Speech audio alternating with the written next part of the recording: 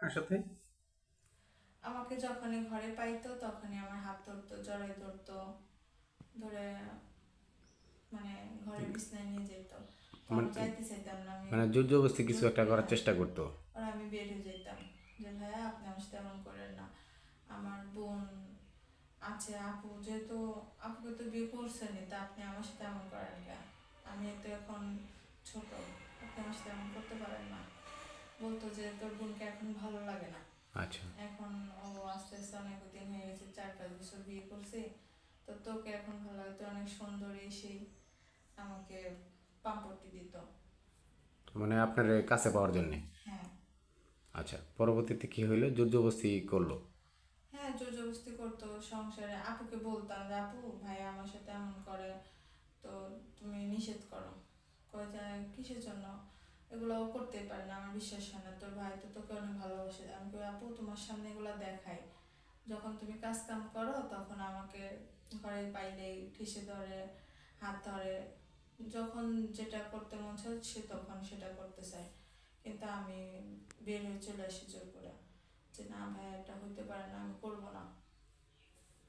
জি, পরবর্তীতে কি হলো? আপনি কি এইভাবেই আপনার দুলাভাইয়ের পাশে থাকা শুরু হ্যাঁ, করলেন? আমি এখন কোথায় যাব, যেহেতু আমার বোনটা বিয়ে হয়ে গেছে বাড়িতে, ওখানে আমি এখন বড় হয়েছি, রাস্তাঘাটে মানে ডিস্টার্ব করে, মানে আশপাশে ওনারাও একা একা বুঝে নিতে, একটা মেয়ে মানুষ তো থাকতে পারি না জি। একেবারে যে।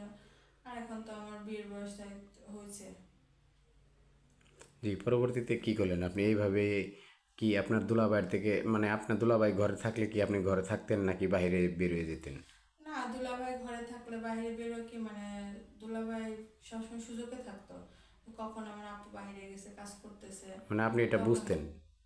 বুঝতাম কি, মানে আমি ওই মন মানসিকতা থাকতাম না যে সে তো আমার দুলাভাই, দুলাভাইয়ের প্রতি কি বিশ্বাস থাকে না, মানে যে তো সে যে আমার সাথে কোনো কিছু করবে তার কোনো মানে যখন থাকে। আপনার দুলাভাই আপনার সাথে যে এরকম করতেছিল তখন আপনার বয়স কেমন ছিল?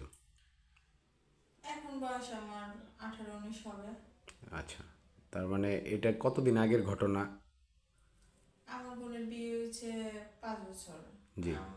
পরে আমি আসছি হচ্ছে এই 2 বছর মতন।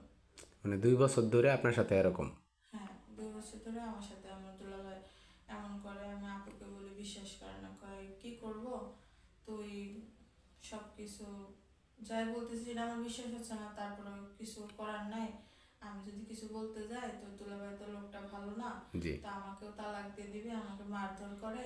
তা ঠিক আছে, ও যা বলে তুই চুপচাপ শুনে যা, সহ্য করে নেয় আমার। মানে সে আপনাকে বলতেছে, সে বড় বোন হইয়া, যে তোর দুলাভাই যদি তোরে কিছু করেও তুই এটা চুপচাপ সয়ে যা। হ্যাঁ, কিন্তু আপু তো আসলে ইচ্ছা করে বলতেছে না, নিরুপায় হয়ে বলতেছে, মানে সহজে তো বলে না, তারে কিন্তু হুমকি চায়। দামকি মারধর করে না?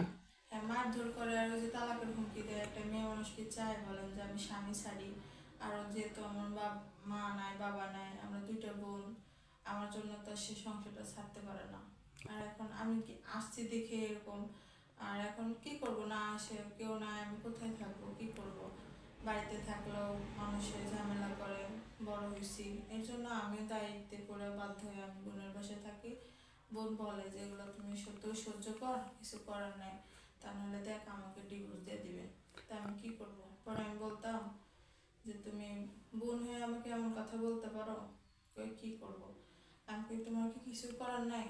কিছু করার থাকলে তো করতামই, হয় ওই যে যদি না এই করি, সব কিছু তুই না সহ্য করিস, তাহলে আমাকে তালাক দিয়ে দিবে।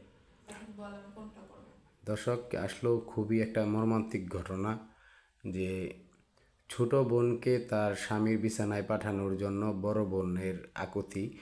বড় বোন বলতেছে সে নাকি সব কিছু সহ্য করে নিতে হবে। তো আসলেও শেষ পর্যন্ত দুলাভাই তার সাথে কি কি করেছে সেই ঘটনাটাই পুরোটা শুনবো, সাথেই থাকুন। জি, তারপর কি হলো? আপনার বোন আপনারে বলতাছিল যে তুই সয়ে যা। পরে ওইভাবে আসি আমার বোন জামার সাথে, সব কিছু করি থাকি।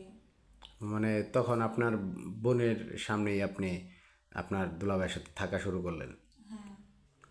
মানে আপনার বোন এতে কষ্ট পাইতো না? মনে হইতো না যে অনেক কষ্ট পাইতেছে, কান্নাকাটি করতেছে? হ্যাঁ, কষ্ট তো পাইতোই, মানে মুখ চেপে, মানে সব কিছুই করে সহ্য করে তারপরে সব কিছু করতাম, কিছু করার ছিল না। এমনও আছে যে আপুর সামনে আমাকে ঠেসে ধরছে কিন্তু আপু কান্নাকাটি করতো, এমন আছে আপু কিছু বলতে গেলে তাকে মারধর করতো, তালাকের ভয় দেখাইতো। আবার যখন আপু বাইরে টাইরে যাইতো ঘরে